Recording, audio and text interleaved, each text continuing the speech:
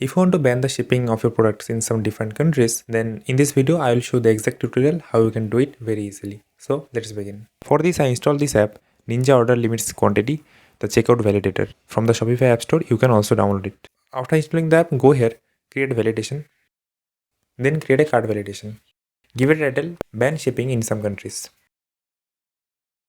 Then add a new rule, match type all condition must match. Then add the condition, select the condition country, operator in the list. Now select the countries where you want to ban the shipping. Like here I am selecting United States, Argentina, Canada. After that, add the action show error message on checkout page. Now type the message which you want to show, like we cannot ship in your country. After that, active the status and save this. Now the shipping of your products will be banned in these countries. So let's check it on the online store. If I select any product and if I choose United States,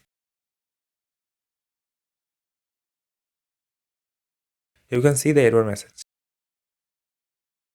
But if I choose another country like India, you can see there is no message. So in this way you can do it very easily. So if you like the video, then don't forget to hit the like and subscribe. And if you have any doubt in your mind, then please let me know in the comment section. And that's all today guys. I will see you in the next one. Bye.